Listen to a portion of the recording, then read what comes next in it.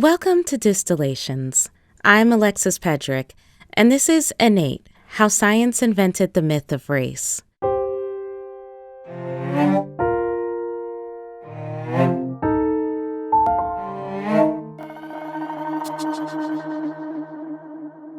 We're at Episode 10, The Mothers of Gynecology.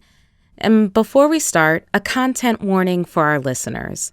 This episode contains descriptions of violence, as well as upsetting details about complications during childbirth and pregnancy. In 2017, Serena Williams gave birth to her daughter, Alexis Olympia Ohanian Jr., via C-section. What did you say when someone said that our little girl was going to win Wimbledon in like 15, 20 years? Not if I'm still on tour. In this clip from her documentary series, Being Serena, she's in her hospital bed, holding her brand new baby, joking around with her husband, and applying concealer under her eyes. Everything went great, and I put a little makeup on so I could take pictures with the baby. And I just remember getting up and I couldn't breathe. And I was like, I can't breathe. Like I couldn't take a deep breath. I told the nurse, I can't breathe. I need a mask.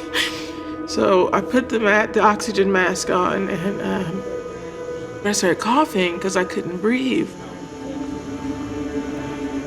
It hurt so bad. And then my stitches broke. And I remember I was in the bathroom with my mom, and I was just crying, and she was crying. She's like, you just can't breathe. And I was like, I can't breathe. And it was just really hard. After that, I remember being wheeled back to the operating room because they had to reopen my C-section and re-stitch it. And then they had to check for, blood clots and everything. They were doing all these different tests and everything was negative. Serena had a history of blood clots.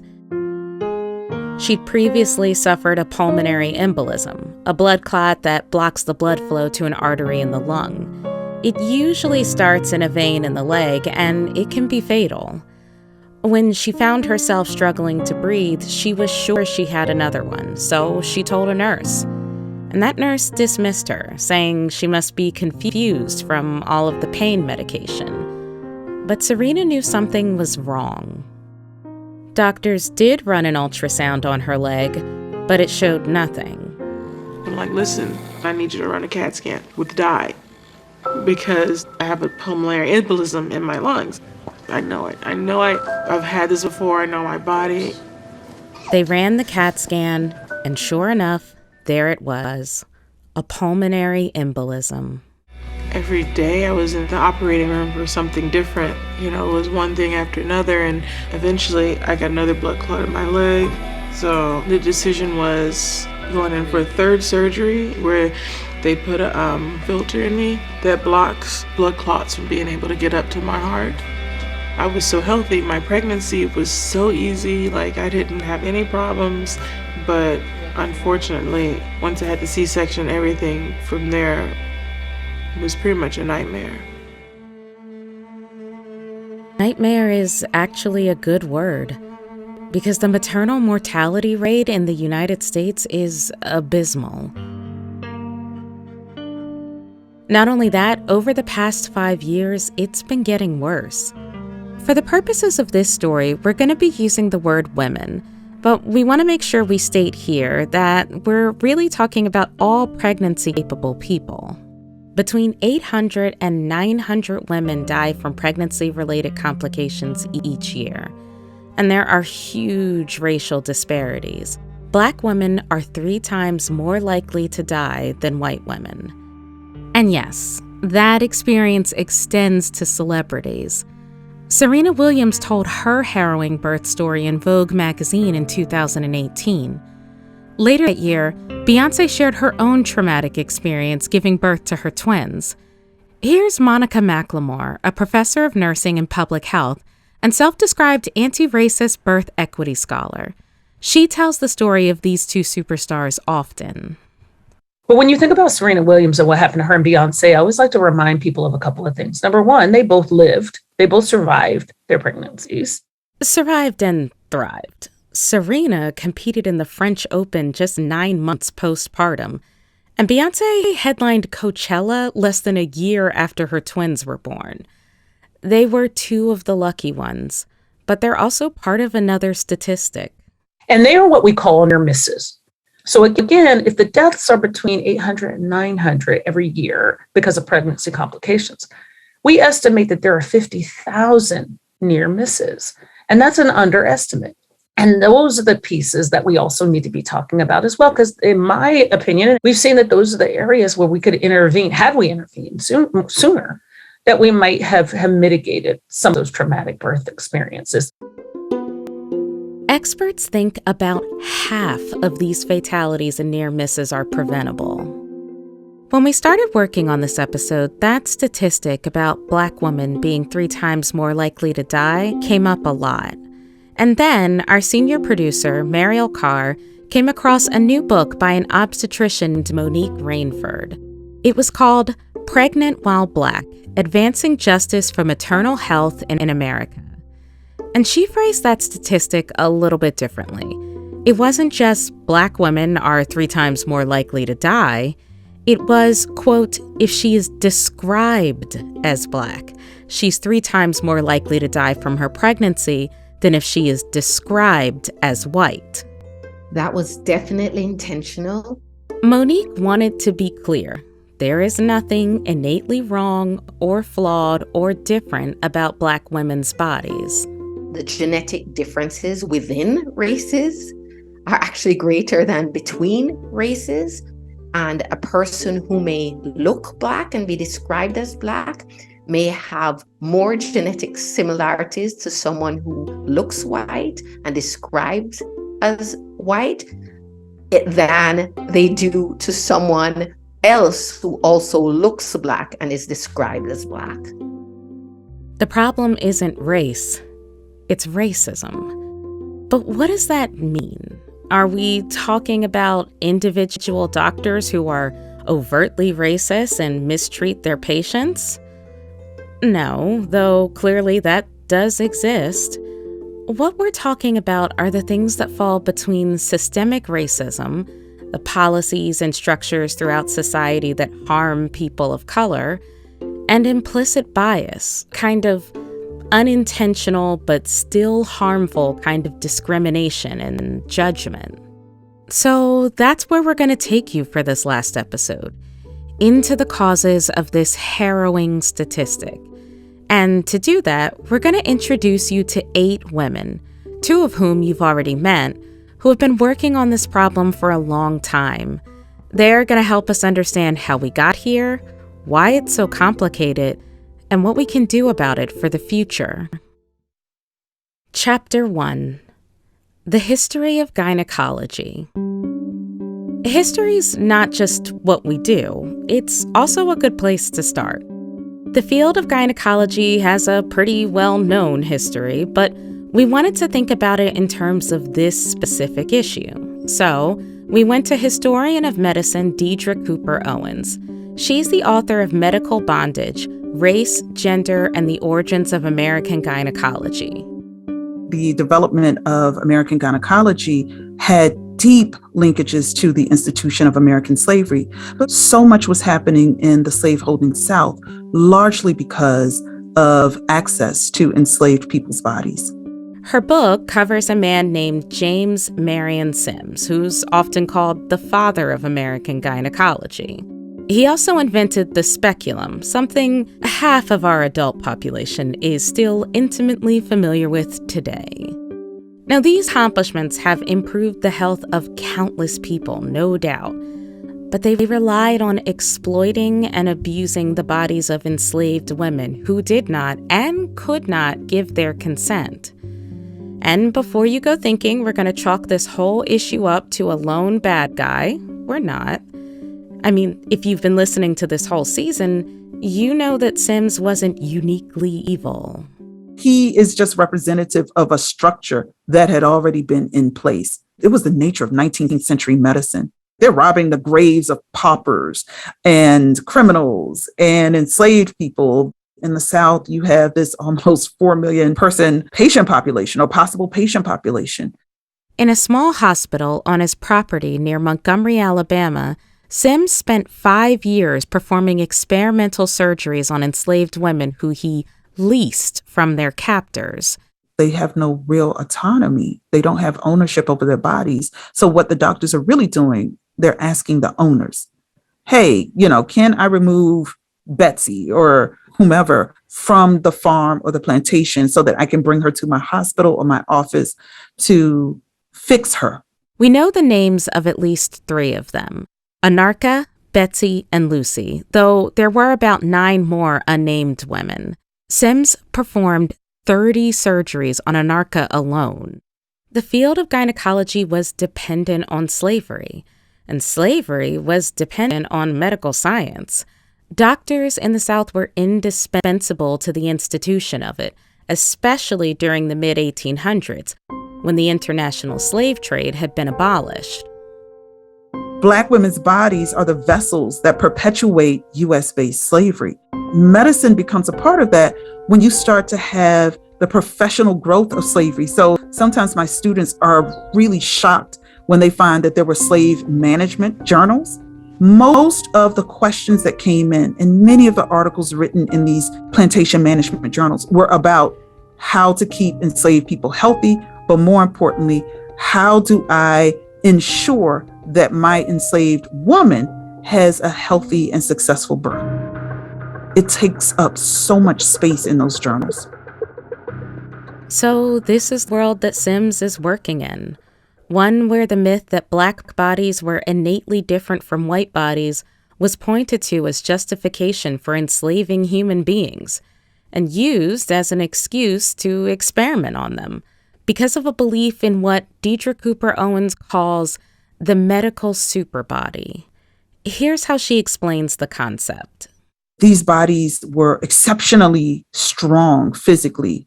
They were almost masculinized bodies. These bodies could withstand pain, all of these kinds of things. So it's a super body in that sense. But at the same time, it's a devalued body.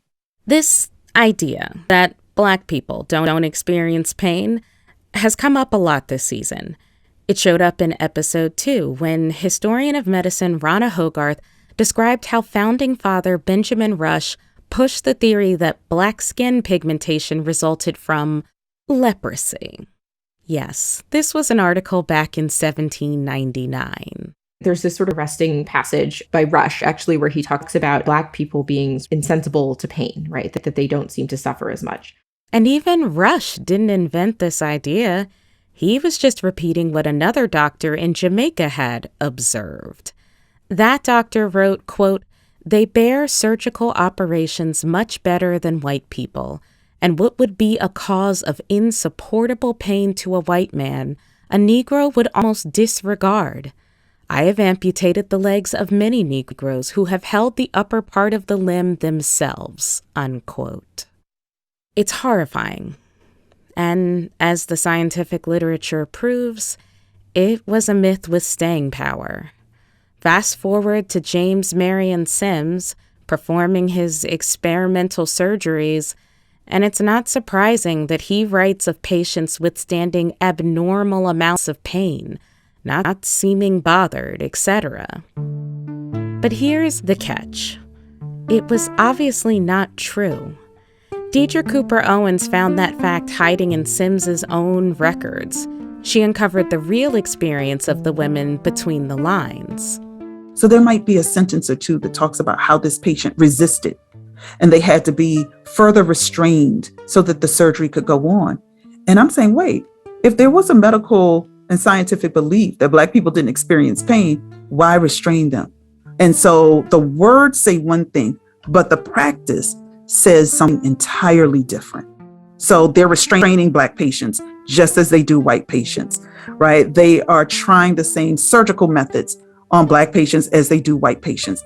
The only difference might be they don't give Black people the benefit of the doubt when Black people are saying this hurts, or they don't give them pain relieving medicines, those kinds of things because of this sense that Black people are not truthful, but also Black people don't experience pain in the same ways and that they can manage pain, right? And so what I wanted to do was to show how we could also read against the grain when we center the lives and the perspectives of Black women. Sims's experiment perpetuated slavery by keeping enslaved women's reproductive systems functioning. But there was another huge reason for his work. When they find these cures, they are treating all women, and that includes white women. He was perfecting the surgical procedure for white women, which maybe makes you wonder, if Black bodies and white bodies were believed to be so different, how is this logical? There is so much racial fiction, but also hypocrisy. When I first started giving talks, a lot of the students and people in the audience, they're just like, it doesn't make sense. They're using Black bodies to cure white bodies. Ultimately, these folk have to know it's false. I'm like, of course they do. Despite all of the scientific and medical beliefs about Black people, they ultimately know that if they cut open a Black woman's body, right, they're going to find not a Black cervix, not Black fallopian tubes. They're going to find fallopian tubes, and they're going to be human, human fallopian tubes, human cervixes, all of those kinds of things. So they understand that they are still practicing on humans who are the same, who are identical to white women, but they have to write a narrative that bends and fits into a segregationist, anti-Black point of view. So this is entirely a space where these folk are governed by anti-Blackness every step of the way. Chapter 2. Breaking Down the Causes. You met Monique Rainford at the beginning of our story. She spent many years as a full-time practicing obstetrician, but recently turned her energy towards solving this problem. Sometimes a cause chooses you. You do not necessarily choose the cause. I didn't know this is what I was going to do with my life, to be quite honest. However, fast forward 2016, 2017, I began to learn more of the causes. And then knowing all I knew about obstetrics, knowing all I knew about delivering care, knowing all I knew about improving outcome, I felt an internal push to try to learn more about it and try to do something about it. Monique was in medical school at Harvard in the 1990s when she first learned about the disparities between Black and white maternal health. I was told that it was related to economic factors. It didn't quite make sense to me because that just didn't seem like the whole story. She remembers being shown a statistic that said things were worse in the U.S. than they were in Jamaica, where she was raised.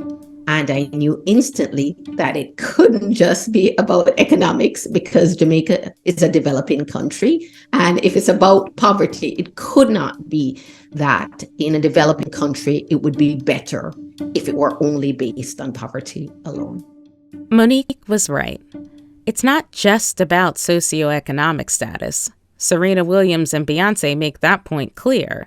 And Monica McLemore, who you also met at the start of the episode, has proven it in a study she conducted called the Giving Voice to Mothers Project.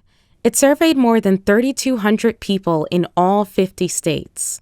The things that protect other, racial groups are not protective of Black women, regardless of socioeconomic status, regardless of education, regardless of income. That risk of dying or being a near miss during pregnancy and childbirth is equitable. And that really led us to ask some very important questions. Okay, well, if the risk is equitably shared, then what's the common characteristic or what is the common cause? And a lot of people wanted to point to us and say, well, there's something genetically wrong with Black people, that this is happening to them. In the qualitative work that we conducted and in the survey work that we did in the Giving Voice to Mothers project, Black skin does nothing except overexpose people to racism. We said it once, but it bears repeating. It's not the race, it's the racism. But let's break that down, shall we? Cause number 1, the pain myth.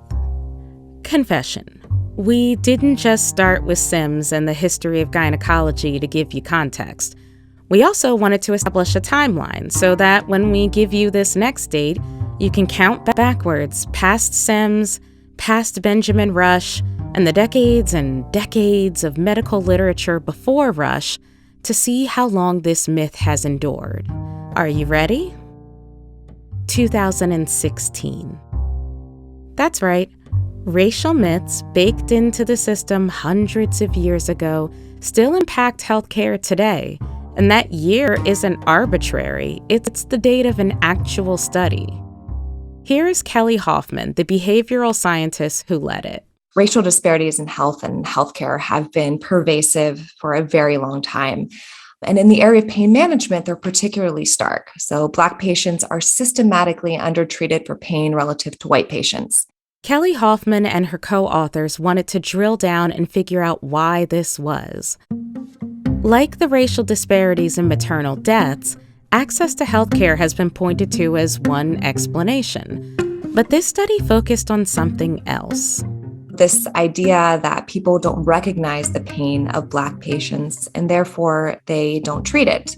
They surveyed medical students and residents at the University of Virginia, separated out by race as well as lay people. We wanted to examine whether people with and without medical training hold these kinds of false beliefs about the Black versus the white body. So beliefs that Black people's skin is thicker than white people's skin, or that their blood coagulates more quickly. There was also this one, that the nerve endings of Black people are less sensitive than the nerve endings of white people. And then we showed them case studies about a Black patient and about a white patient. And we asked them, how much pain is this patient experiencing on a scale from 0 to 10? And then we also asked them to write in what would they recommend for treatment for this pain. And so we had a few surprising findings. So one was just the sheer amount of endorsement of these false biological beliefs. More than half of the white medical students and residents held at least one false belief about biological differences. So that Black bodies are just different than white bodies. And moreover, that predicted racial bias in pain perception and treatment. So people who more strongly endorse these false beliefs thought that a Black patient would feel less pain than a white patient, and they were less accurate in their treatment recommendations for the pain, right? And so this was evidence that not only do people with medical training have these false beliefs about biological differences, but that it may be contributing not just to perceiving the pain of a Black patient differently, but to also treating them differently. And this plays a part in Black women's birthing experiences. Monica McLemore has found in her research that Black women were more likely to experience failure in their pain medication and have providers ignore their pain and anxiety. And Kelly Hoffman's study didn't only come up when we talked with Monica, it actually came up in most of our interviews. Here's Rana Hogarth. Yeah, when that came out, some people were shocked, and then there were the historians of medicine who study race who were not shocked.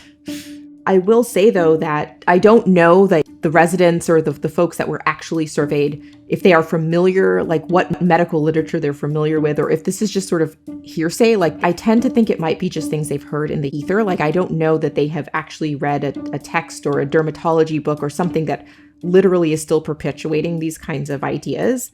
That actually makes it more terrifying to me, that it's sort of lore, right? That I can't pinpoint an origin. It sounded like something that people would believe. This is my whole thing about the uncritical acceptance, where if somebody says, oh yeah, I heard that their skin is thicker, or I've heard that they don't suffer as much.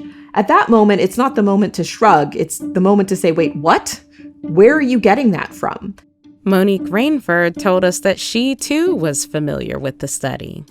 And it's disappointing, I should say, not shocking to me anymore, but disappointing. But the studies have shown that healthcare professionals have the same level of implicit bias as anybody else. And that's why it's dangerous. Cause number 2, medical mistreatment. The World Health Organization has called maternal deaths in the United States a violation of human rights.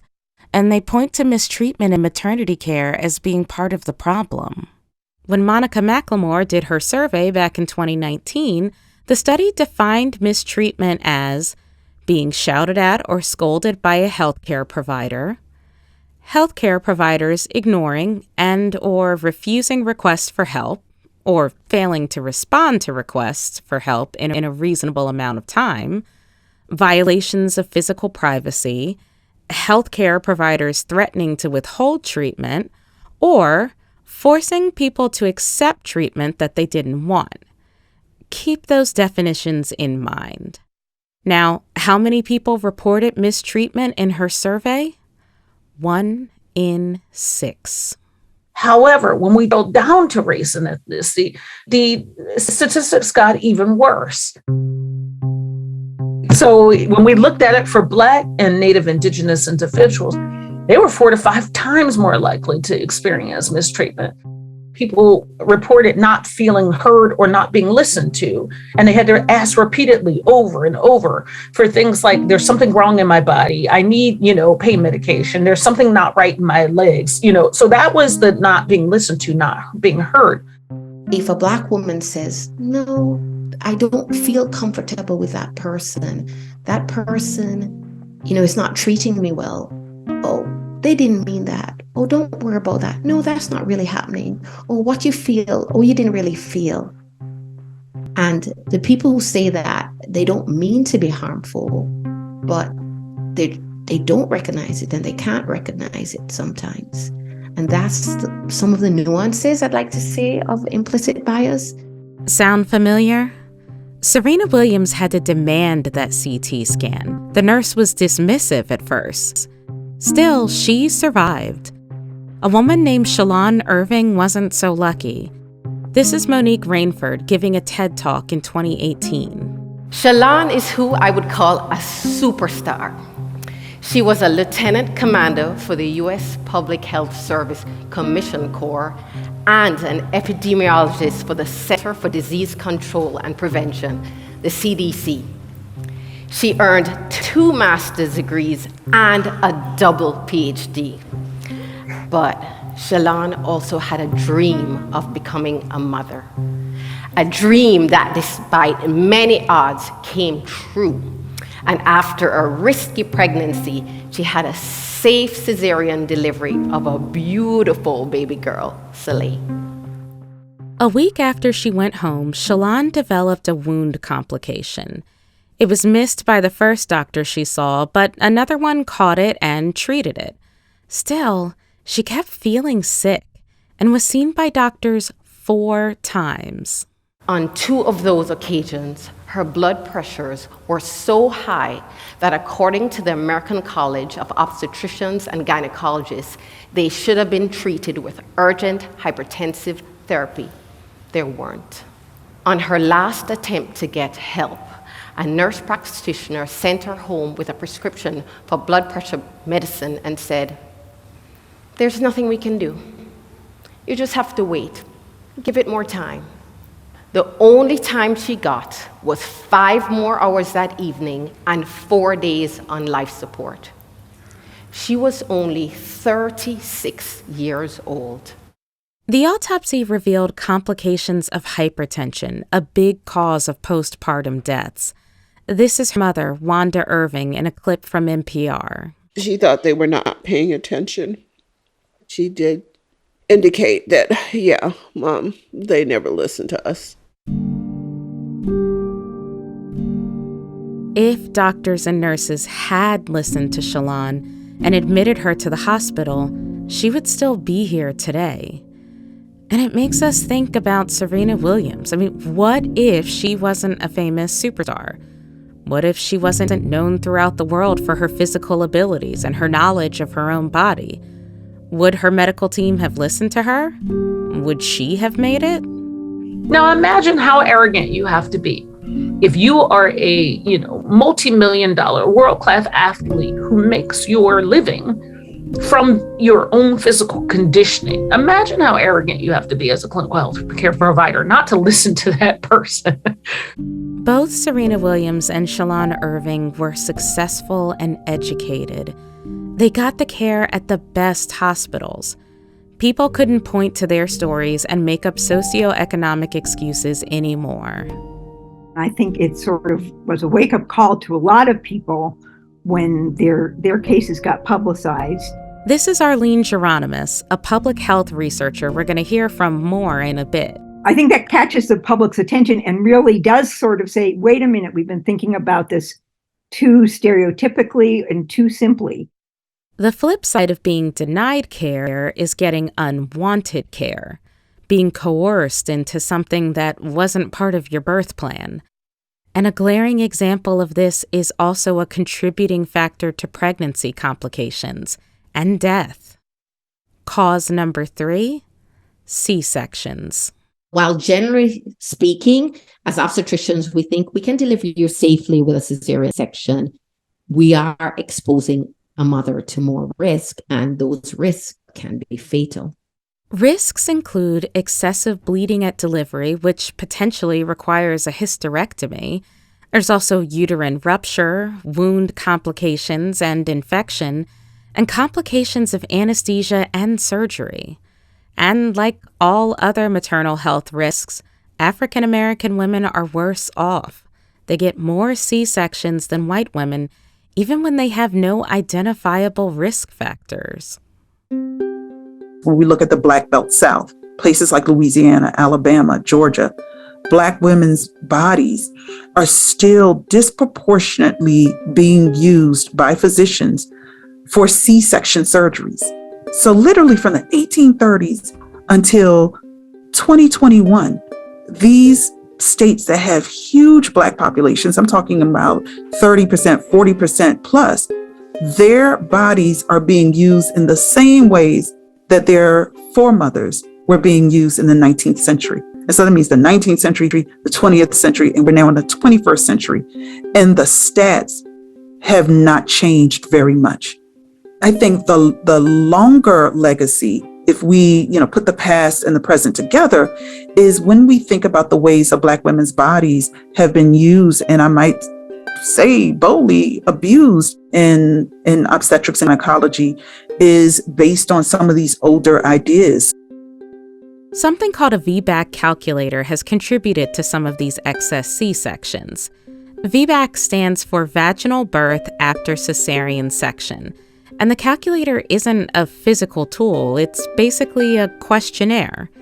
If you've already had a C-section and want to try and have a vaginal birth, you answer questions about your age, height, weight, delivery history, and then whether you're African American or Hispanic. It tallies up your answers into a score, and checking African American or Hispanic can result in a significantly lower score, which meant the likelihood of a successful vaginal delivery was lower. And so if you think going in as an obstetrician that, chances aren't that good, you may give up quicker. If you think the chances are really great, maybe you try a little harder. And so you can see how that could have been part of the reason why Black women have a higher cesarean section rate. Just one part of it, because it's complex. Everything is complex. Everything has multiple factors. But why Black women have higher cesarean section rates than white women in America. There's good news, though. In 2021, race was removed from the calculator, in part because of a study by an obstetrician named Shaquilla Faulkner. She found that almost half the Black women in the study had unfavorable scores when they listed their race, but only 12% of them did when they didn't include it. Why was race there to begin with? It's not clear. Maybe I can say this: garbage in, garbage out. So if the stuff is biased, then the tools will be biased. If the input is biased, the tools will be biased. Beyond VBACs, Monique Rainford has some theories about why Black women get more C-sections, and they're informed by her experience as an obstetrician. She says that waiting for a laboring woman to give birth takes time and patience. And since obstetricians likely have the same level of implicit bias as other health professionals, which is the same as everybody else, maybe those biases lead to them not giving patients their patience. Maybe they encourage them to have surgery too quickly, or maybe, she says, a lack of connection or trust leads to the patient herself to choose a C-section because she just wants the baby to arrive safely. Which leads us to our next cause. Lack of trust. As an experienced Black obstetrician, Monique Rainford has a lot of patients seeking her help. I get emails, I get requests. Do you know any Black obstetricians? Thankfully, I know a few I can refer to, but it's disheartening when Black patients say, I'm scared, I don't know who to go to. I'm getting care at a certain location and I don't feel heard. I don't feel they're addressing my needs. And it erodes trust, because if the person who's taking care of you doesn't believe you, then how can you believe them? The best situations are when the patient and I have a relationship where we're working together to ensure that the care that's delivered to them is great quality care. And they value my opinion, and I listen to them and value what they have to say. And we try to get the best outcome. When that trust is violated or not even built, that compromising care. Studies have shown that both mothers and babies fare better when they have a Black doctor or midwife, which is kind of good news. Only there's a problem. They're not in Black obstetricians in everywhere that Black women need them for Black women to have a Black obstetrician or a Black midwife. There's just not enough at this point. So on the one hand, we want to train more Black obstetricians. We want to and need to train more Black obstetricians. We need to train more Black midwives on the one hand. But on the other hand, we also need to ensure that regardless of race, that our obstetrician or midwives are culturally sensitive, because I know for sure that there are many non-Black physicians who can deliver the kind of care that Black women need. This is Wangoy Moy Guy, a historian of medicine, race, and gender. For over 300 years, midwives were the main source and providers of care. And many of these early midwives were Black. They were, they survived the horrors of the Middle Passage. And so as obstetrics is putting in place this modern understanding of how to manage births, midwifery is characterized as backward. Even as studies at that time are showing that births attended by midwives resulted in fewer deaths. The reasons why are complex, but hearing how the care midwives delivered was different from obstetricians seems to offer some lessons we can still learn from. Midwives listen. They are there to help you through your misery and pain. They remain in the days afterwards, not only tending to the mother and the newborn, but also providing household support. And midwives also describe that their work continued until 2 weeks out. That investment, that time spent with mother, a newborn, a family unit, is a completely different level of commitment and attention than a physician who's probably measuring the time in minutes and hours and not in days and weeks. Today, there's a growing movement of Black midwives, and they do incredible work, and they're certainly part of the solution. But there aren't nearly enough of them, and they alone can't solve the problem. One reason is something called risking out. Midwives are basically trained to address low-risk pregnancy, basically, because midwives, under guidance and with increased training, can handle higher-risk pregnancies, but basically they handle low risk. So what happens is, and this happens, I've read examples and know of examples, a Black woman enters the care of a midwife, but she risks out of it, meaning she becomes high risk and she has to leave the midwife and go to an obstetrician because of her risk factors. So midwives are very important, but they can't do everything. Risking out has to do with our next cause, weathering. We've spent this whole season telling you that race is not a biological thing. There's no Black hypertension gene, no diseases that Black people are innately immune to, no innate differences in pain tolerance. Race is not real. But racism? Racism is very real, and it turns out it can take a biological toll on the body. Monica McLemore's research has attached hard data to prove the mistreatment Black women experience during pregnancy and childbirth. Meanwhile, public health researcher Arlene Geronimus has shown how exactly that racism impacts health. She's just published a book called Weathering: The Extraordinary Stress of Ordinary Life in an Unjust Society. Stress is a very broad word. And, what one person calls stressful is very different from, the stresses that a soldier feels on a battlefield, or maybe not feeling the very same thing as a member of a deeply marginalized group feels on a daily basis for many different reasons. She coined the term weathering decades ago to describe how certain kinds of chronic stressors, things like poverty, hunger, abuse, and, yes, everyday racism one experiences being Black in America, how all of these wear the body down, accelerate aging, and lead to chronic diseases. Now, weathering doesn't only happen because of racism. It's also caused by other kinds of chronic stressors. In fact, studies have shown similar effects on parents of children with developmental disabilities. But the stress of racism is a big one. The physiology behind it is something that's actually a protective mechanism. It's called fight or flight. The kind of archetypal story is you're on the savannah and, some wild animal comes lunging at you and automatically, so it's not conscious.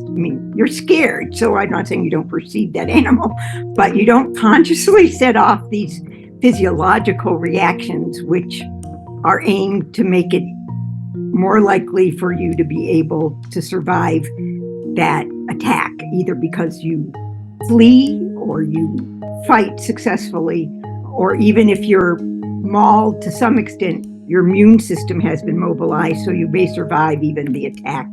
This is what's happening inside your body. Stress hormones, adrenaline and cortisol, start flooding your bloodstream. And as a result, fats and sugars are catapulted into your bloodstream to give you energy to fight or run. Extra oxygenated blood is pumped faster to your large muscles, to your heart, all to help you beat the animal. But at the same time, your other organs and tissues aren't getting the same kinds of nutrients. And if you're pregnant, neither is your fetus. That's meant to be turned on once in a great while in an emergency, and then it lasts for 3 minutes-ish. And then you may be dead, or you may have successfully fled or scared the raging beast away. So it's very protective in a true life or death situation. The problem is that this same mechanism is triggered over and over and over again by so many situations that do not involve a cheat on the savannah. Maybe you're just going for a prenatal appointment, but you've dealt with all the negative treatment from a nurse in the past. Our bodies can react even when there isn't an immediate threat. There's just the threat of a threat. If you have reason from your past experience, like if let's say you are in the savannah and you've been mauled before, you're kind of making an unconscious, calculated, though, decision that this may be a false alarm, it may be a true alarm, but better to be safe than sorry. This anticipation of a threat, walking into a space where you don't know how you'll be treated, and you have to be vigilant in case you're under threat, it provokes the same response. It's not even something we're necessarily conscious of.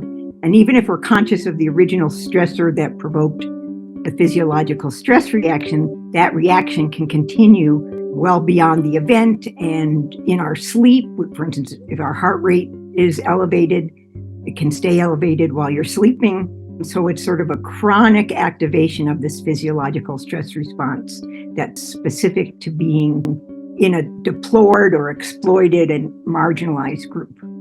Over time, your organs start to feel the effects. Take your heart, which has been in overdrive from all of these responses. Your heart can get enlarged like any exercising muscle would get enlarged the more it's exercised. By pushing the blood flow so strongly through your arteries, you eventually will get high blood pressure or hypertension. You can also start to corrode those arteries. Plaque will build up from the white blood cells that are constantly rushing. That plaque can become embolisms or heart disease or strokes. Your immune system gets dysregulated from all the false alarms. So maybe your immune system gets weakened, or maybe it goes on overdrive and you get an autoimmune disease. So you can see the ways that people who are in those marginalized groups are kind of made more vulnerable across their bodies, either because some of their systems and organs have gotten too much attention or others have not gotten enough. So you're kind of worn and torn everywhere for one of those reasons. As I see it, weathering explains a lot about why certain populations have so much worse health and across so many different diseases and conditions. Chapter 4. How do we solve it? Like we said earlier, there's no one easy solution.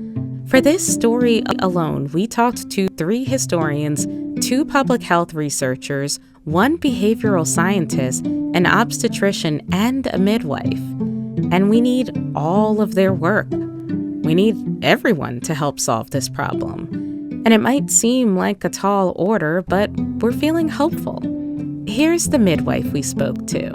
My name is Annie Johnson, and I'm a nurse midwife, and I live in Portland, Oregon. The midwifery clinic that I work for started in a trailer in the parking lot of the hospital. So there are a bunch of nurse midwives that showed up and were like, we want to take care of patients here. What patients can we have, basically? And the doctors were like, there are all these poor, mostly Black women who live in this neighborhood and they don't pay anything, basically. Like, we don't want to take care of these patients because their insurance isn't worth anything.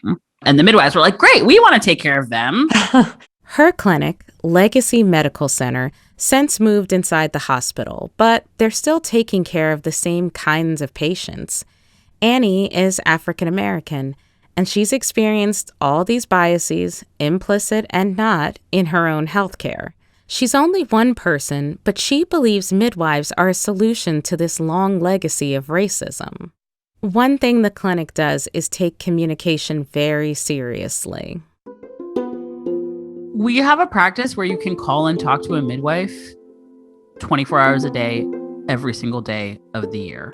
Like that's what, when you're caring for people who are busy, who don't have a lot of money, who don't have transportation, what they need is for you to pick up the phone when they call. And I think that makes a huge difference to patients, right? If you call at 3 a.m., you'll get a midwife. When somebody calls, I'm like, what do they need? What is the problem that they're noticing? What's the information that they have that I don't, that's going to allow me to take care of them? And I think in a lot of other health systems, it's just way more complicated to get to a person that's going to help you. And they are accessible, literally. We have transportation for people. We have cabs. We have medical transport. We have food bags in our clinic now that we're giving out to people because people don't have food. People come to us because we have the things that they actually need. The medical system is like trying to check off all these boxes that are not important to patients, right? I'm like, if I have all your prenatal labs, right? Like, I care because that's part of my job of taking care of you, but like, that doesn't mean anything to patients. What they care about is if they're hungry,